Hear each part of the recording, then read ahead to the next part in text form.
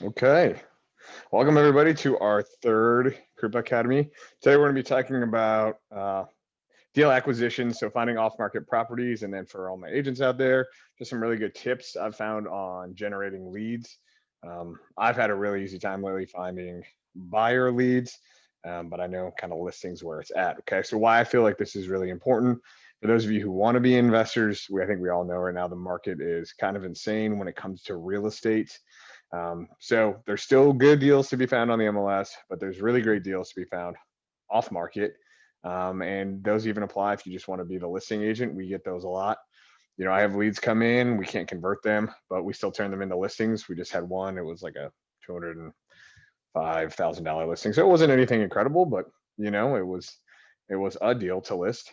And then also, just for leads, just to grow your network and kind of grow your name. That's always important. No matter anything you're doing in sales, it's always going to be crucial to continue to expand your network. So deal acquisitions, I'm going to talk about different ways to find these deals through direct marketing, Google Ads, to signage, networking, some online things like Facebook and Craigslist, text and ringless voicemails, driving for dollars, cold calling, and then what do you do when those leads come in? Okay, so direct marketing, this is kind of like the oldest, truest, and still works really, really well form of finding some off-market leads, right? And so that's where you're going to get a list of properties, and you can either get kind of like a bulk list from a title company, or you can pay, like go to List Source or other places, and you can market to a niche, whether it's maybe landlords or people that have a certain amount of equity in their house, people that have owned for a certain amount of time, etc. You can kind of like pick your criteria, and then you can send either postcards or letters to them. Each one, each niche that you're going to mail to, something is going to work better, right? Sometimes it'll be a white letter, sometimes it might be a yellow letter, sometimes it might be fancy, so it looks like a wedding invitation. Sometimes it's postcards, right? So really, just it's something that has to be refined and learned over time. So I can't tell you this one thing works in all occasions, because it doesn't, and that will shift over time too. So it's something, if you're going to do it, make sure that your marketing, you're tracking it, you have numbers on it when people are calling in, that which campaign that is assigned to, so you can understand, well, if I send out 1,000 pieces of mail, you should be hopefully getting like 30 to 50 phone calls, which turns into like 3 to 4 deals. You should be able to check that. So I talked about the list. Like I said, the best way, if you're an agent, you're doing work, is like a lot of title companies will give you large lists, multifamilies, single family in certain zip codes, whatnot. They can't really neck it down that well, but they can give you kind of general list. You can also buy the list. Like I talked about, a bunch of different sources. I won't get into that. You can just kind of Google and look for it, but you're going to pay for those lists themselves. So the actual mailings, I have EDDM, which is the U.S. Postal Service. That's every door direct mail. So those are, when you send those out, it's super cheap.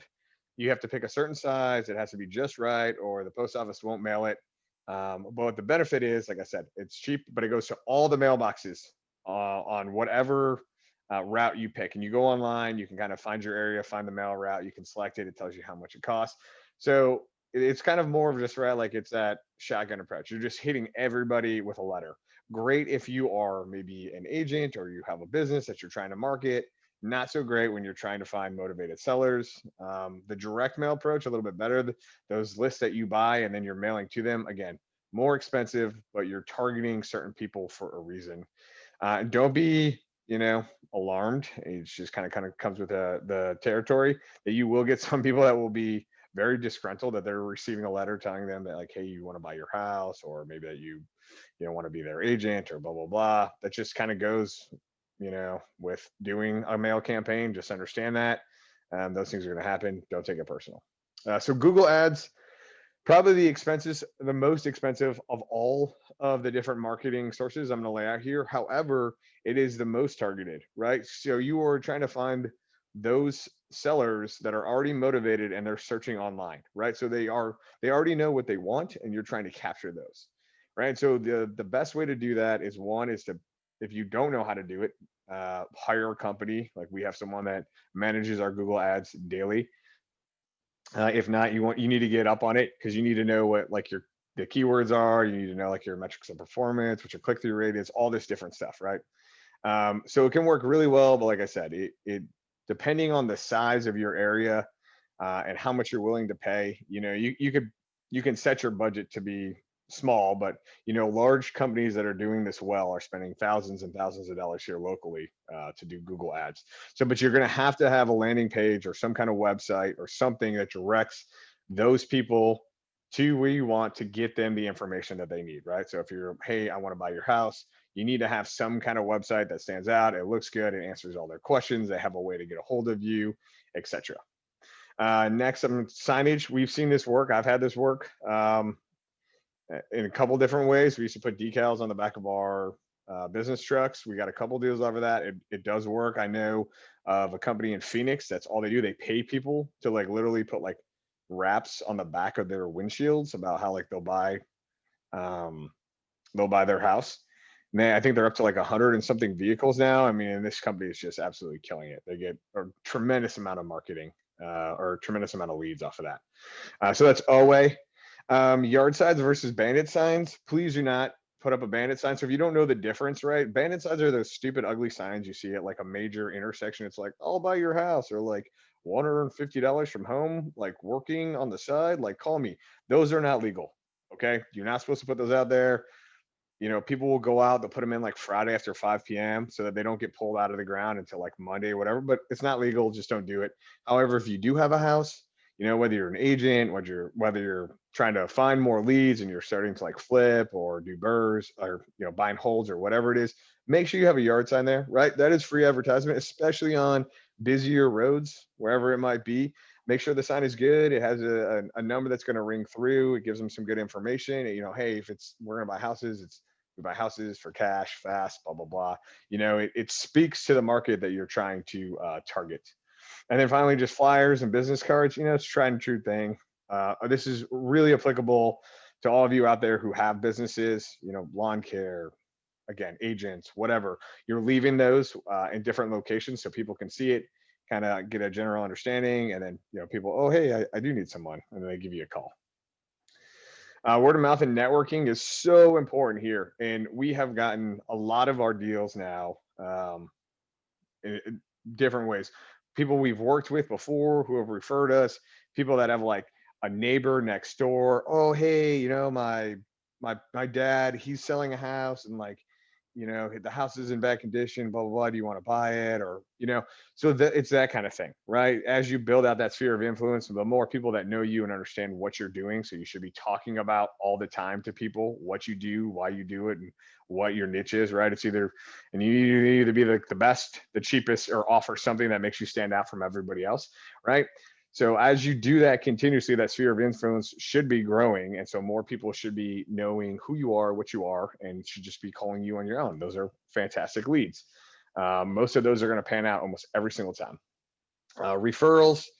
I will touch on this more later, but I just want to say if you do get a referral, someone sends it to you, they trusted you enough to recommend to someone that they know and probably care about to some extent your business. So make sure you keep your word and that you're honest with those people, right? Because reputation is everything in business. And then sometimes just to other investors or subcontractors, we've had this happen a lot. Hey, I can't take this deal on. Do you want it? What do you think? You'll pick it up from, people that your subcontractors. Oh, hey, I was working this other job and this guy wants to like sell his house and it's got a bad foundation. So, just make sure whatever it is you're doing, that you're talking to people and you're growing out that network. Facebook and Craigslist. So I'm going to talk on Facebook mostly. Craigslist, you can do some stuff. You need to be calling consistently if you're looking for houses on Craigslist cheap. Most of you want to be calling people that are trying to rent their properties out. These are typically smaller, I'll just use the term mom and pop, but like, just people that own maybe a couple, 2, 3 rentals. They manage it themselves. Those people you want to literally call on the phone and be like, hey, do you have any interest in selling your property? Because you can find some people that are burned out, tired of doing it. Maybe they can't find a good renter or whatever, and they're just looking to unload that house, or maybe they have a portfolio and they're willing to kind of sell them all. So that's a really great thing that works.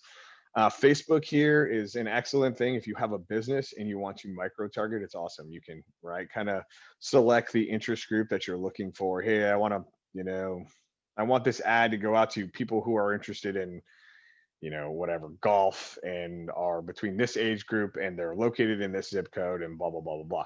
The only time that it gets a little sticky on Facebook is that if you're trying to market a house for sale for all you agents, right? We have the Fair Housing Act. So you cannot do that. That would be discrimination. You can't just say, hey, I want to market my house for sale just to, people in this certain area that just like these certain things. Just like when we put up our listings, we can't be like, hey, this house is for sale only to this kind of group of people. So you can still advertise on Facebook, but you cannot, it's not going to be kind of any kind of micro targeting at all, or micro audiences there, right? So it's just going to go out to people. You're going to pay whatever sum of money is, and they're just going to blast it out randomly to a certain amount of people. Text, emails, and ringless voicemails. This was a lot bigger a couple of years ago. It's still there. I think we kind of all know. We kind of get annoyed, by just like random text messages, emails, and kind of like ringless voicemails. I'm not a fan of this. I know people that are using this. They use it very effectively. I would just caution you to make sure you obey the law. Right? Do not call registries, lots of, all that stuff. So make sure if you're going to do this, that you dive in, you understand what you're doing, how you should be doing it, and you're not doing anything illegal. It's very, very cheap. I mean, we're talking like cents, to send out text messages or emails or whatnot. So you're going to reach a really, really large audience, which is a good thing because most people are not going to even open an email that you send them. Driving for dollars and bird dogging. So bird dogging, these are kind of the same things. Driving for dollars, if you don't know this term, is when you literally drive around or walk or bike or whatever, and you are looking for distressed properties. Yeah, we all know that one property in a neighborhood, especially if you're an agent and you've seen it and you're like, oh God, if you're trying to sell the house next to that house, right? You're like, oh my God, like please, somebody for the love of God, come in and fix this thing. So those are the houses you're looking for, and you want to market to those people, right? Because there's typically something going on. If you have a giant hole in your roof, there's something crazy in the siding, the house is just in complete general disrepair. Most of those people are in need of some kind of help. They want to get rid of that property, so that's who you're trying to reach. Bird dogging is just you're paying someone to do the exact same thing for you, to go out and look for those properties and bring them back to you, and they typically get some percentage of whatever that is. And if you're going to do that, please make sure you do it correctly, right? Like that they're an independent contractor, you have a copy of their insurance, their driver's license, you're ensuring that like they're not trying to take notes while they're driving, blah, blah, blah. Keep yourself safe. Make sure that's all in agreement if you do that. Don't just like willy-nilly have people driving around for you. But the actual driving for dollars itself, when you get those, right, there's a couple ways to try to market to those people. You have to either try to find their address if they don't live there, and most times people don't. There's a lot of just abandoned properties out there. So in those cases, you'll need a skip trace service. Skip Genie is a good one. I think it's like $40 a month. You can just type in the address, and what it does is it takes all this data, typically some of it public, some of it's not, and it gives you, hey, for this address, these are the owners, and these are the these are the contact numbers that we were able to, mailing addresses and phone numbers we were able to come up with those people. And then you literally have to pick up the phone and call them or send them a letter and say, hey, I want to buy your house. Cold calling, this is extremely effective. If you get those lists and you have a phone list of, like I said, any of the kind of lists we talked about before, right? Maybe people over 65 or people that have more than $100,000 in equity in their house, or whatever, long distance landlords. You just call them on the phone and you're just going to give them your sales pitch. Hey, I'm Dan from, blah, blah, blah. I want to buy your house. This is how it works. So you have to be good at sales. You have to be okay with being hung up on. You're going to also get some really, really angry people that answer the phone. I'm not a cold call kind of person, but they're out there. You can hire those out for those services. Virtual assistants are great for those kind of things. You're paying somebody like $5 an hour to do all those phone calls for you. So something to consider if you love that, or you just, really enjoy rejection and people not being happy. But it does work. Again, I do know people that cold call, they make a killing off of it, and it works really, really well for them, but it's not for everybody. And then finally, I just want to talk about the how do you handle your leads, right? So we have all these different sources or ways to bring in the leads that I was just discussing, But then how are you going to manage and track those, right? Because not everything is going to be a deal right now. Sometimes a deal won't happen for 2 months or 3 months or 6 months or a year. I've had that. Literally, people that I've stayed up with that were interested, and 9 months later, we ended up getting their house under contract. My recommendation is get some kind of CRM, right? So that you can, it's a system to track who those people are, what put down notes. Hey, this is what we talked about when I talked to them. Here's the next time I'm going to reach out to them, etc. It will just kind of help you streamline and make sense of the whole process. Then, if someone is going to call, this is critically important. Either you or an answering service or somebody has to answer the phone when those people call. They're calling other people. They're looking to get rid of their property or they're looking for business. And if you cannot help them or you can't promptly help them, they will find somebody who will. So make sure that you're going to answer it. And if you do, have a script worked out. If you have an answering service, understand what they're going to say to them, how they're going to say it, vet those people thoroughly. And then again, like I said, follow up really, really quickly, especially in this market if you're trying to buy an off-market house. Now, if you're an agent, I just want to throw this out there because a lot of you are, you have to disclose legally that you're an agent, what you're doing. Okay. So just don't try to pretend, that you're not. I'm always very leery of agents who want to wholesale. You can do it. I would discourage against it. A lot of states are cracking down on that, right? And soon it's going to be, I don't even think it'll be legal anymore to do, it's rare to find a title company that will do what's called like a double close, which is where instead of you buying it and then turning around immediately and then selling it to the other person, and so title is changing hands twice in one day, it's you're the middle person, you're just assigning that contract. And so then the actual buyer itself is going to, be the one that pays off your contract with the seller. So, like I said, I would recommend stay away from those things if you're an agent, and make sure, like I said, again, I can't hammer this point enough, that you disclose to everybody that you are an agent. Okay, lead generation. So we're going to talk about some things here to just kind of like build up your leads that are coming in organically, and then those ones that you can go work for, and then just how to like continue to provide the very best customer service you can to those leads that do come in. Because really, right, that's what's going to build your circle, no matter what business is that people are thinking you've done a great job, you provided value to them, and they want other people to work with you also. So go to your audience. So for me, my niche is I love to work with investors. That's what we do. That's what the brokerage is all about. That's predominantly our clientele. You guys who are my agents who are on here, you all want to be investors, or you are investors. So there are websites out there designed just for investors who want to talk about real estate. And we know most of those, right? And so if you're on there on the forums, you're going to those places and you're providing value and helping those people, you will start generating a tremendous amount of leads. I put in there, find a gatekeeper. So, maybe it is you want to work divorce houses, right? That's what you want to target, is people that are going to go through a divorce and you want to buy those houses. Okay.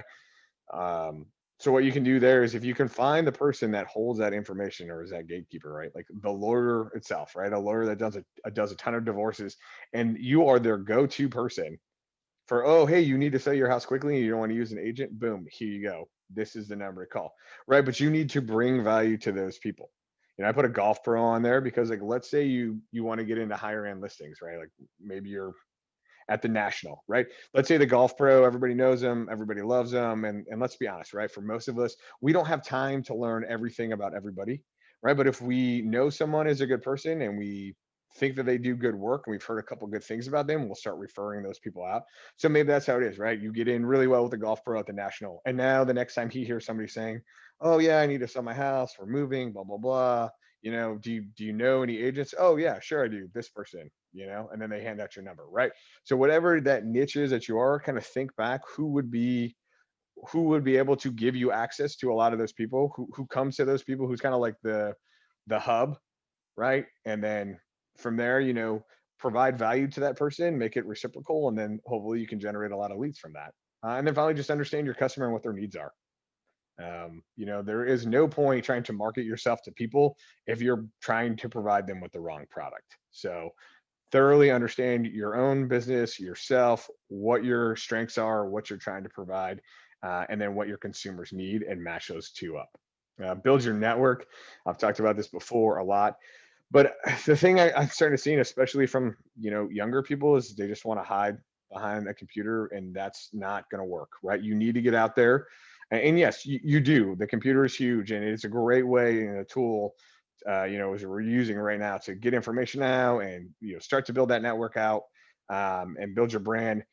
But you do need to, at points, just go out there and actually meet people. And I understand COVID's going on and whatnot, but I'm talking about generalities here. A lot of people who want to work together, they want to meet somebody face to face and understand what kind of person you are. And then I put, like, don't be the odd person out, right? So it's that if you are out there and you're going out to meet people and there's groups, whatever, um, never compromise who you are, but you need to make sure that, when you're coming into that group, that you're bringing somebody that fits into it, right? Like, if you, like me, art is not my huge thing, right? I'm not going to go and try to pretend like to like an art showing or gallery or whatever and try to find those people and then like fake it, pretend like, oh, hey, I love art, whatever, right? So, uh, you know, if you're going to do something, be generally interested in people, be honest, and have something to provide. Next, be an expert in whatever it is that you're doing. So for me, right, why I get so many leads all the time, is because we have flipped so many houses, and I understand the process inside and out, and the rehab and the numbers, and we own a property management company. I can talk through all of my clients on really thoroughly on, landlord tenant laws. What is it going to take to rehab this house? How long is it going to take? What should we do to provide more value? Blah, blah, blah. Right. I've done this 75 something times, like 70, yeah, 75 or 76 flips now. And, we have all the rentals that we help provide for other people. Right. So do the same thing. If you want to do higher end houses, or you want to work in, West Bottom or whatever it is, right? Be able to be an expert in a certain area and be able to provide that information to those people. Solve tough problems. That's so huge, right? There's a lot of people out there. They're in weird situations and they can't find anybody to help them. Foreclosures, short sales, these are really great ones if you're an agent. How many of you know, like, when you hear a short sale, you're like, ooh, no, send it to this agent because they're the only one that I know that can handle that, right? So if you can be that person that can solve those tough problems, you can bring in a lot of deals just that way, because you can handle situations that other people can't. And then, like I said, just kind of know and find your niche, get in your niche and stay in there, right? And just kill it. Too many people want to like bounce around and be all over and blah, blah, blah, and I know it's kind of ironic I'm saying that we run three businesses, but we are really focused on our main business. We spend the vast majority of our time on our main business, right? And we have a niche kind of house that we buy. We know exactly what we're looking for. Anytime we stray out of that, sometimes we do okay, but for the most part, I'm always kicking myself after we're done with that house. And I'm like, why do we not just stay with our nice little niche houses that we know how to do super fast and we do really well on, and we know exactly what our customers and our consumers are looking for in those houses, right? So it's the same thing with whatever it is you're running your business as an agent. So know your niche, get really good at it, stay in your niche. Referrals here. So this is if you're going to refer some people out, and it's going to go back and forth. Make sure it's going to be reciprocal, and it's only with people that you respect and trust, right? Don't just like blindly like, oh, it's a new person and they're promising you the world. Oh, okay, hey, I'll start sending out referrals. No, work with them, vet them, make sure their first couple of people you refer over to, you check back and make sure they're doing what they say and that they're honest brokers themselves, right? Because your reputation is on the line when you refer somebody else. And then the client should always come first. And so that's what I was saying, right? Don't ever refer somebody just to benefit you. Make sure you're taking care of that person before whatever it is you get out of the deal. If you get something great and then it can come back to you, I'm a big believer in, a rising tide lifts all ships. But again, the primary should be you're taking care of your client, or, that person that is in need of help before yourself. Follow up here, be prompt. I mean, I can just tell you right now, I'm looking for houses right now, and I got a bunch of different agents that wanted to help me, and I picked one, and she fell off for 2 days, and so we found a new agent, and she was awesome. She's super responsive, and you don't need to be right that second, but I mean within 4 to 6 hours, always an email back, always a text back, answering all the questions, blah blah blah. That's what you need to be too. That's what people want in these today. So, and again, I'm not saying, we discussed it in the other weeks, make sure you're taking care of yourself and you have personal time for you. But if you are going to be out there and you're a hustler, make sure you're getting back to people. And then again, have a system to track your leads, follow up those people, etc. Finally, just do the hard work and be pleasant. I mean, just so much in life. People just want to work with somebody who's nice and pleasant and has a sunny disposition, right? And is a hard worker. I mean, that goes such a long way. You can make up for a lack of knowledge, some of your own personal flaws, etc., just by doing those things, just by being willing, to work really hard and be polite and show up on time, and get back to people quickly. And then that's how you build yourself, especially when you're new and you're starting out. And I know some of you are. So just remember that. And then that's just like you catch more flies with honey than you do with vinegar. So again, just be polite, be kind to people. And then finally, I've touched on it a couple times, but add value to others. That's the biggest thing here. I have seen when I first started, I was kind of more of like, well, what can you do to me? This is annoying, blah, blah, blah. I've completely moved past that. This is why we're doing this now. I just love adding value to people, giving back, um, providing whatever I can, mentorship, knowledge to others. And you should never be worried about, oh, I might tell them too much and they might get too big for you. That's not the way the world works. Okay. When you help other people, it just comes back in dividends. It's amazing. It will just come back to you over 10 times over, again and again and again. And people want to be around and work with people like that are willing to just give their time to help others and to just be selfless. So, I really encourage that. You guys know I'm all about integrity and whatnot, but I'm also a huge believer in giving back and helping others. So I am going to open it up to questions. So I'm going to stop the share, bring us back in here.